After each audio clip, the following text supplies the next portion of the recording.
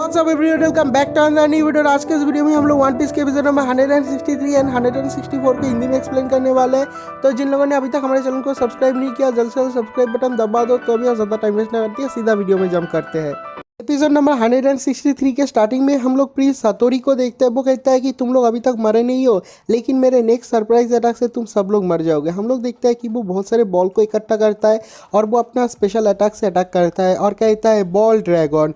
और जो उस पे वो बहुत ज़्यादा डर जाता है, कहता है कि ये क्या है। जो सतोरी है वो एक्सप्लेन करता है और कहता है कि ये जो बॉल ड्रैगन है, इसके बॉडी में जितने सारे बॉल है, सारे के सारे बॉल में किसी में एक्सप्लोसिव है या तो कोई नुकीली चीज़ है। इसको टच करोगे और तुम लोग मरोगे। तो उसके बाद हम लोग देखता है कि जो प्रिंस सतोरी है वो अपने बॉल ड्रैगन से लूफी के ऊपर हमला कर देता है। जो लूफी है वो भी अपने गम पिस्तौल को रेडी कर लेता है, लेकिन हम लोग उस सबको देखते हैं वो लूफी को पकड़ लेता है और उसे बचा लेता है और कहता है कि तू उसके साथ फाइट नहीं कर सकता, तू उसको टच भी नहीं कर सकता। अगर उसको टच भी किया एक उंगली से भी हम लोग मर जाएंगे, सब कुछ फट जाएगा। जो लूफी है वो कहता है कि अगर मैं उसको छूंगा नहीं तो मैं उसके साथ फाइट कैसे करूंगा। जो उस समय वो कहता है कि हम लोग को फाइट करने की जरूरत नहीं, हमारे पास एक ही रास्ता है, हम लोग को भागना पड़ेगा। हम लोग देखते हैं कि सतोरी उन लोगों के पीछे उसका जो बॉल ड्रैगन है वो लगा देता है। वो लोग वहाँ से भाग रहे हैं और वो लोग अपना जान लगा के भागते हैं। उस बॉल ड्रैगन से तो बच जाता है, लेकिन एक और सरप्राइज बॉल को टच कर लेते हैं। हम लोग देखते हैं कि वो भी ब्लास्ट हो जाता है। जो उस समय वो कहता है कि हम लोग कुछ नहीं कर सकते, हम लोग कितना भी स्ट्रगल क्यों ना करें, जो रिजल्ट है वो सेम ही है। और ये वाला सीन भी यहीं पर कट हो जाता है। तो उसके अगले सीन में हम लोग उस शैंडियन बच्चे को देखते हैं जो कि थोड़ी देर पहले अपर यार्ड पे था। हम लोग देखते हैं कि वो अपने गाँव पे आता है और वहाँ पर कामाकिनी नाम का एक और शैंडियन होता है। वो कहता है कि आयशा तुम कहाँ पर गए थे, तुम फिर से अपर यार्ड गए थे ना, वहाँ पर मत जाना, वो बहुत ज़्यादा डेंजरस जगह है और अगर तुम पकड़े जाते हो तो तुम्हारा जान भी जा सकता है, वहाँ पर मत जाना। उसके बाद जो कामाकिनी है वो कहता है कि तुम्हारे बैग में वर्थ है ना, लेकिन जो आयशा है वो उसका मजाक उड़ाती है और कहती है कि तुम अभी तक एनरू को हरा नहीं पाए। और ये कहने के बाद वो वहाँ से चली जाती है। तो उसके अगले सीन में हम लोग एक मीटिंग रूम का सीन देखते हैं। हम लोग देखते हैं कि वहाँ पर बहुत सारे शैंडियंस है और वहाँ पर बहुत सारे शैंडियंस मीटिंग में ये ठीक करते हैं कि वो लोग एनरू के खिलाफ फाइट करेंगे, एनरू को हराएंगे। और एनरू और गनफॉल दोनों को ही वो लोग पसंद नहीं करते।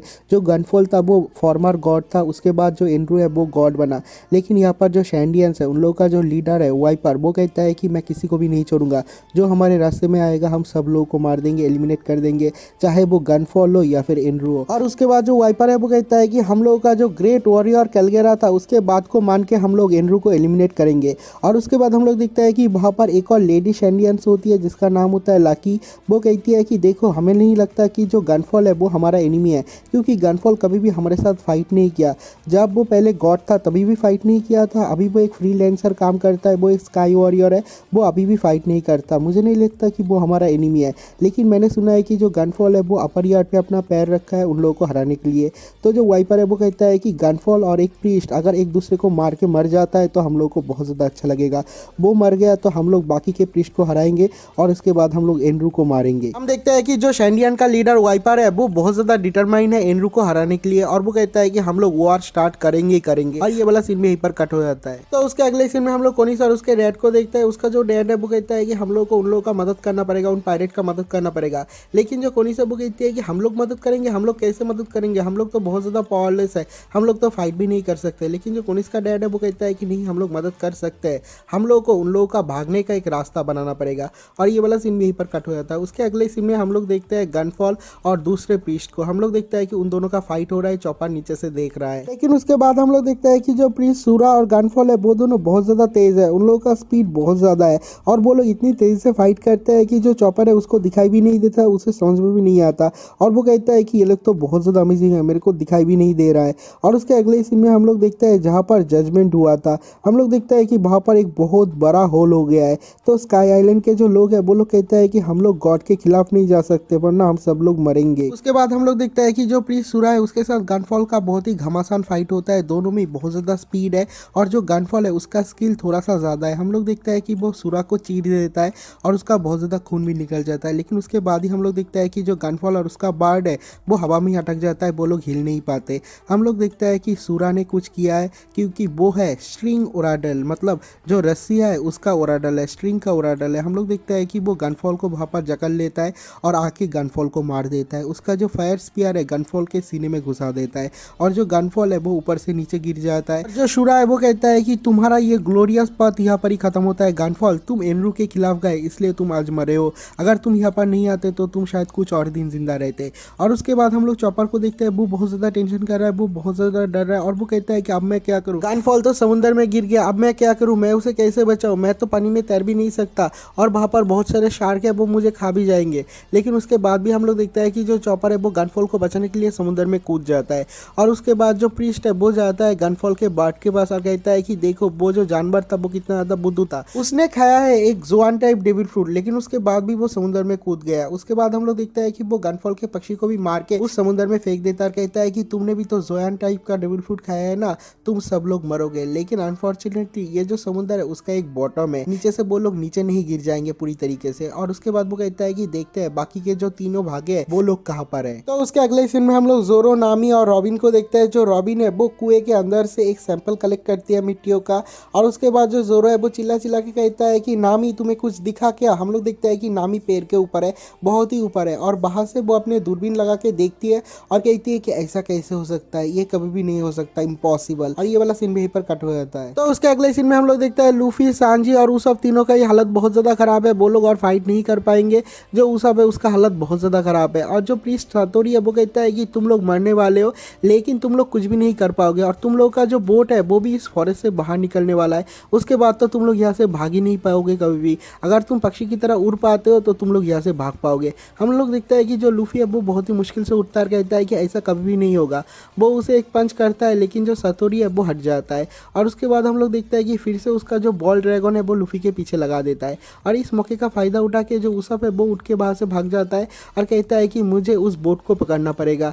और जो सांजी है वो अभी तक लेटा हुआ है। उसके बाद हम लोग देखते हैं कि लूफी भाग रहा है, उसके पीछे पीछे जो बॉल ड्रैगन है वो भी है। और उसके बाद जो लूफी है वो सोचता है कि मैं इस पेड़ के ऊपर चढ़ जाऊंगा, उसके बाद हमला करूंगा। लेकिन हम लोग देखते हैं कि सातोरी को पता चल जाता है। जो लूफी है वो कहता है कि तू मेरा माइंड रीड क्यों कर रहा है, ये बहुत ज्यादा एनोइंग है। हम देखते हैं कि यूजुअली लूफी उस पेड़ के ऊपर चढ़ जाता है लेकिन जो बॉल ड्रैगन है वो भी उसके पीछे है। लेकिन जो लूफी है जब वो ऊपर से नीचे आता है हम लोग देखते हैं कि बॉल ड्रैगन के तार के ऊपर गिर जाता है और कहता है कि ये क्या है, ओ इसका मतलब वो रस्सी से इसको कंट्रोल कर रहा है। हम लोग देखते हैं कि लूफी उस रस्सी को तोड़ देता है। जो प्रीस्ट है उसे बहुत ज्यादा गुस्सा आता है और कहता है कि तूने मेरे बॉल ड्रैगन का जो रस्सी है उसे तोड़ दिया। हम लोग देखते हैं कि वो लूफी का अपनी तरफ खींचता है लेकिन जो लूफी है वो अपना दूसरा हाथ भी नहीं छोड़ता, जो बॉल ड्रैगन है वो भी उसके साथ आ रहा है। और जो प्रीस्ट सातोरी है वो कहता है कि उसे छोड़ दे, उसे छोड़ दे, हम सब लोग मरने वाले हैं।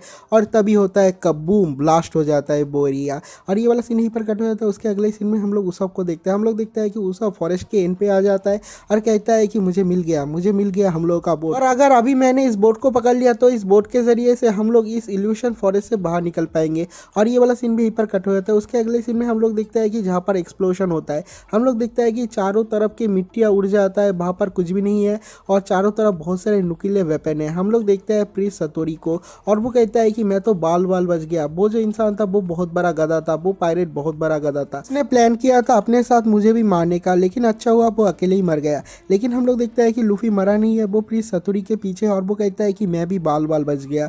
और जो सातोरी है वो कहता है कि मुझसे नीचे उतर, लेकिन लूफी वहां से नीचे नहीं उतरता।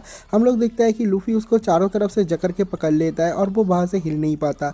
हम लोग देखते हैं कि सांजी भी वहां पर आ जाता है। उसे देखने के बाद जो लूफी है वो कहता है कि सांजी तू अभी भी जिंदा है। जो सांजी है वो कहता है कि अपना मुंह बंद रख, मैं अभी भी जिंदा हूँ। और वो कहता है कि अब मैं तुमको बोलूंगा, तुम ये ओराडेल वो ओराडेल करके मेरा भेजा खा रहे थे, पता है तुम्हारे वजह से हमारे जो दो सुंदर सुंदर लड़कियां हैं उन लोगों को डेंजर में पड़ना पड़ा है, मैं तुमको नहीं छोड़ूंगा, अब होगा मेरा ओराडेल, वो है लाव ओराडेल। भाई सांजी कुछ भी बोल रहा है। तो उसके बाद सांजी लूफी को ऑर्डर देता है, कहता है कि उसको कस के पकड़, उसको छोड़ना मत। हम लोग देखते हैं कि लूफी भी उसको कस के पकड़ता है और उन लोगों का माइंड पढ़ लेता है वो प्रीस्ट सातोरी, और वो कहता है कि मुझे दर्द होने वाला है, प्लीज ऐसा मत करो। वो बहुत तरह तरह की बात करता है, कहता है कि मैं यहाँ का प्रीस्ट हूँ, मैं तुम लोगों को नहीं छोड़ूंगा, जो हमारा गॉड एनरू है वो नहीं छोड़ेगा। बहुत तरह तरह की बात करता है, कहता है कि ये लॉ के खिलाफ है। लेकिन हम लोग देखते हैं कि सांजी उसका कोई भी बात नहीं सुनता। लूफी उसको पकड़ के रखता है और सांजी ऊपर की तरफ कूदता है। हम लोग देखते हैं कि वो घूमते हुए नीचे आ रहा है, वो एक सेकंड के लिए लिवाई बन जाता है। हम लोग देखते हैं कि पूरी तेजी से वो एक अपर किक करता है और उसका सर फोड़ देता है। और जो प्रीस्ट सातोरी है वहाँ पर ही बेहोश हो जाता है, नॉकआउट हो जाता है, उसका खेल खत्म हो जाता है। और इसके साथ ये वाला एपिसोड भी खत्म हो जाता है। एपिसोड नंबर 164 के स्टार्टिंग में हम लोग द शैंडियन किड आयशा को देखते हैं।